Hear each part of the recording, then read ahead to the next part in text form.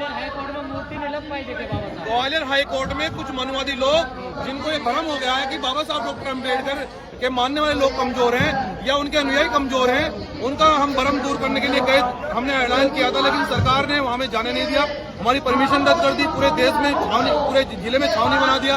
तो ये जो तानाशाही है, ये जो तानाशाही है, सत्ता संरक्षण में हो रही है। और जब भी कोई अपराध होता है, ये तो वहाँ के मुख्यमंत्री जी को सोचना चाहिए। अरे पिछड़े समाज से तुम्हें एक मुख्यमंत्री बनाया है, ये किसी मनुवादी की देन नहीं है, ये मनुस्मृति की देन नहीं है, ये बाबा साहब डॉक्टर भीमराव अम्बेडकर के दिए हुए संविधान की बदौलत है। वरना तुम्हें भैंस चलाते और जंगलों में से नहीं निकलने दिया जाता था, लेकिन आज बाबा साहब डॉक्टर अम्बेडकर की बदौलत आज आप मुख्यमंत्री कुर्सी पर बैठे हैं। ये किसी मनुवादी वकील की देन नहीं है। और जो मनुवादी वकील बाबा साहब डॉक्टर अम्बेडकर की विचारधारा का और उनकी प्रतिमा का विरोध कर रहे हैं, तो उतार कर फेंक देना काला कोट, क्योंकि ये भी बाबा साहब डॉक्टर अम्बेडकर का दिया हुआ है। जो वो संविधान पढ़ते हैं, संविधान के दौरान न्याय दिलाते हैं, अगर उनकी मां ने दूध पिया है तो वो मनुस्मृति लेकर वहाँ कोर्ट में जाए, मनुस्मृति से न्याय दिलाकर दिखाए, हम भी मान जाएंगे। क्योंकि देश के अंदर संविधान से न्याय होता है, देश संविधान से चलेगा। और जो लोग संविधान को आंच लगाएंगे, हम बुद्ध का रास्ता भी जानते हैं, हम युद्ध का भी रास्ता जानते हैं। जब भी संविधान को आंच आएगी, हमने 2 अप्रैल को भी समझाया था, हमारे 14 लोग शहीद हुए, लेकिन अगर 14,000 भी शहीद होने पड़े,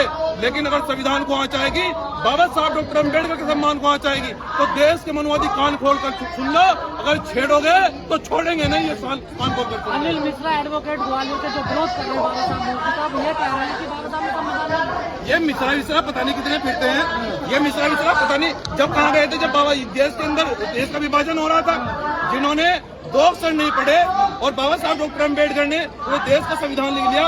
ये लोग तो बाबा साहब के जूते की धूल भी नहीं है। मैं कहना चाहता हूँ इनसे, और हमसे डिबेट करें आकर, कितना ज्ञान है इनमें, क्या इन्होंने मनुस्मृति पढ़ी है, ये क्या जानते हैं कि राष्ट्र शक्ति क्या होता है।